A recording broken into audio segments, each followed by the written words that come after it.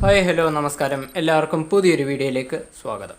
ഇന്നത്തെ വീഡിയോയിൽ ഈഗോയിസ്റ്റിക് ആയിട്ടുള്ള ആളുകളോട് എങ്ങനെ സംസാരിക്കണം, അവരെ എങ്ങനെ ഡീൽ ചെയ്യണം, അവരോട് എങ്ങനെ സംസാരിക്കണം, എന്തൊക്കെ സംസാരിക്കരുത് എന്നതിനെ പറ്റിയൊക്കെയാണ് ചർച്ച ചെയ്യാൻ പോകുന്നത്. അതിനു മുമ്പായി നിങ്ങൾ ഈ ചാനൽ ആദ്യമേ കാണുകയാണെങ്കിൽ റിലേഷൻഷിപ്പ് ബേസ്ഡ് ആയിട്ടുള്ള വീഡിയോസോ സൈക്കോളജിക്കൽ ബേസ്ഡ് ആയിട്ടുള്ള കാര്യങ്ങളോ അറിയാൻ താല്പര്യമുള്ളവരാണെങ്കിൽ തീർച്ചയായിട്ടും ഈ ചാനൽ ഒന്ന് സബ്സ്ക്രൈബ് ചെയ്ത് വെച്ചേക്കുക. കൂട്ടത്തിൽ ഈ വീഡിയോ ഇഷ്ടപ്പെടുകയാണെങ്കിൽ ലൈക്ക് ചെയ്യുക, കഴിയുമെങ്കിൽ വേണ്ടപ്പെട്ടവരിലേക്ക് ഷെയർ കൂടെ ചെയ്യുക. നിങ്ങളുടെ അഭിപ്രായങ്ങൾ താഴെ കമൻറ്റ് ബോക്സിലും അറിയിക്കുക. ഇനി വീഡിയോയിലേക്ക് പോകാം. ആദ്യമേ തന്നെ ഈഗോയിസ്റ്റിക് മനോഭാവമുള്ള ആളുകളുടെ ക്യാരക്ടർ നമുക്കൊന്ന് ചെക്ക് ചെയ്യാം. ഞാൻ എന്ന ഭാവം, അഥവാ എനിക്കെല്ലാം അറിയാം, എനിക്ക് മാത്രമേ എല്ലാം അറിയാവൂ, ഞാൻ ചെയ്യുന്നതും പ്രവർത്തിക്കുന്നതും ഒന്നും തെറ്റില്ല, ഞാൻ ചെയ്യുന്നതെന്തോ പ്രവർത്തിക്കുന്നതെന്തോ അതാണ് ശരി. ഇത്തരക്കാരെ തീർത്തും സ്വാർത്ഥരായിരിക്കും. ഇവരെപ്പോഴും അവരവരുടെ കാര്യം മാത്രമായിരിക്കും ചിന്തിക്കുന്നത്. മറ്റൊരാൾക്കില്ലാത്ത എന്തെങ്കിലും കഴിവ്, അതുമല്ലെങ്കിൽ കൂടെ ആരോ ഉണ്ടെന്നുള്ള ഒരു പിന്തുണ, ഇതൊക്കെയാണ് പലരിലും ഒരു തരത്തിലൊരു അഹങ്കാരം ഉണ്ടാക്കിയെടുക്കുന്നത്. ഇപ്പോൾ ഫ്രണ്ട്ഷിപ്പോ അല്ലെങ്കിൽ റിലേഷൻഷിപ്പോ ഒക്കെ എടുക്കുകയാണെങ്കിൽ എൻ്റെ കൂടെ ഇത്രയും പേരുണ്ട്, അല്ലെങ്കിൽ എൻ്റെ കൂടെ യുണീക്കായിട്ടുള്ള ഈ ഒരു വ്യക്തി എൻ്റെ കൂടെയുണ്ട്, ഇത്തരത്തിലുള്ള കാര്യങ്ങൾ ഒരാളിൽ അഹങ്കാരമുണ്ടാക്കും. അതുമല്ലെങ്കിൽ കലാപരമായിട്ടോ കായികപരമായിട്ടോ ഉള്ള കാര്യങ്ങളിൽ അഹങ്കരിക്കുന്ന ആളുകളും ഉണ്ട്. ഇത്തരക്കാരേറെ ഇഷ്ടപ്പെടുന്ന ഒരു കാര്യം പ്രശംസയാണ്, അഥവാ കോംപ്ലിമെൻറ്റും അത് ചെയ്യുന്ന ആളുകളെയും ചിലപ്പോൾ ഇവർക്ക് ഭയങ്കര കാര്യമായിരിക്കും. അതുപോലെ ഈഗോയിസ്റ്റിക് മനോഭാവമുള്ള ആളുകളുടെ ഏറ്റവും വലിയ വീക്ക്നെസ് അവഗണനയാണ്. ഇവരെ അവഗണിക്കുന്നത് ഇവർക്കൊട്ടും ടോളറേറ്റ് ചെയ്യാൻ കഴിയത്തില്ല. അതുപോലെ പബ്ലിക്കായിട്ടോ അല്ലാതെയുള്ള അപമാനങ്ങൾ ഇവർക്കൊട്ടും അക്സെപ്റ്റ് ചെയ്യാൻ കഴിയുന്ന കാര്യമല്ല. ആ ടൈമിലൊക്കെ ഒരുപക്ഷെ ഇവർ ചിലപ്പോൾ പെട്ടെന്ന് റിയാക്ട് ചെയ്യും. നമ്മൾ ഇത്തരക്കാരെയൊക്കെ ചിലപ്പോൾ ഇഞ്ചിക്കുട്ടൻ എന്നൊക്കെ വിളിക്കാറുണ്ട്. എന്നാൽ ഇത്തരക്കാർക്ക് നമ്മളെ എന്ത് വേണേലും പറയാൻ കളിയാക്കാം എന്നുള്ളൊരു വിചാരവും കൂടി കാണും. നമ്മളൊന്നും പറയരുത്, എന്നാൽ നമ്മളെ ഇഷ്ടം പോലെ പറയണം. അതാണ് ഇവരുടെ ഒരു മനോഭാവം. ഇത്തരത്തിലുള്ള ആളുകളുമായിട്ട് ധാരാളം പേര് റിലേഷൻഷിപ്പിലാവാറുണ്ട്. ഇവരുമായിട്ടുള്ള റിലേഷൻഷിപ്പ് എന്ന് പറയുന്നത് സത്യത്തിൽ അൽപായുസായിരിക്കും.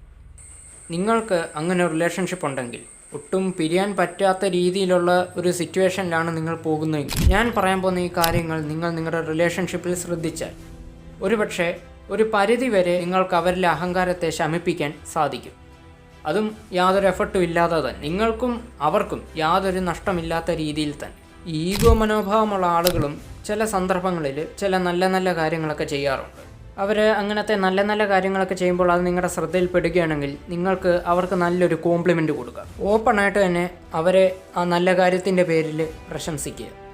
നിങ്ങളുടെ ഈഗോ പാർട്ട്ണറിനെ ഇതുവരെ പ്രശംസിക്കാത്ത വ്യക്തിയാണ് നിങ്ങളെങ്കിൽ നിങ്ങൾ ഇന്ന് തൊട്ട് അങ്ങനെ ചെയ്തു തുടങ്ങുക. അവർ ചെയ്യുന്ന നല്ല കാര്യങ്ങൾക്ക് അവരെ പ്രശംസിക്കുക. ഇങ്ങനെ ചെയ്യുന്നതിലൂടെ ഒരുപക്ഷെ ഇവർക്ക് ഈ പ്രശംസ കിട്ടാൻ വേണ്ടിയിട്ട് തന്നെ ഇവർ ഇത്തരത്തിലുള്ള നല്ല കാര്യങ്ങൾ ചെയ്യാൻ തുടങ്ങും.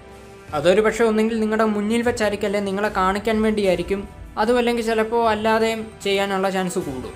പക്ഷെ അതിലൂടെ ഒരുപക്ഷെ ഇവർ ഈഗോ പതിയെ കുറയാനുള്ള ചാൻസും കൂടാറുണ്ട്. നല്ല കാര്യങ്ങൾ ചെയ്താൽ മാത്രമേ ഇവരെ പ്രശംസിക്കാവൂ, അല്ലാതെ ആവശ്യമില്ലാതെ ഇവരെ പ്രശംസിക്കാൻ പോകരുത്. ഇടയ്ക്കിടയ്ക്ക് നിങ്ങളിൽ നിന്ന് കിട്ടുന്ന ഈ കോംപ്ലിമെൻറ്റ് നിങ്ങളോടുള്ള അവരുടെ ഇഷ്ടം കൂട്ടുകയും ചെയ്യും. ഈ രീതിയിൽ തന്നെ കുറച്ച് നാൾ നിങ്ങൾ മുന്നോട്ട് പോവുക. ഒരു ഈഗോ പാർട്ട്ണറുടെ കൂടെ നിൽക്കുമ്പോൾ തീർച്ചയായിട്ടും വഴക്കുകളുണ്ടാവും. ഈ വഴക്കിന് ശേഷം അവർ ഒരുപക്ഷെ 1-2 ആഴ്ചയോ അല്ലെങ്കിൽ ഒരു മാസമൊക്കെ വരെ മിണ്ടായിരിക്കും. അപ്പോഴവരുടെ മനസ്സിൽ നിങ്ങൾ അങ്ങോട്ട് ചെന്ന് അവരോട് മിണ്ടും എന്ന് തന്നെയായിരിക്കും.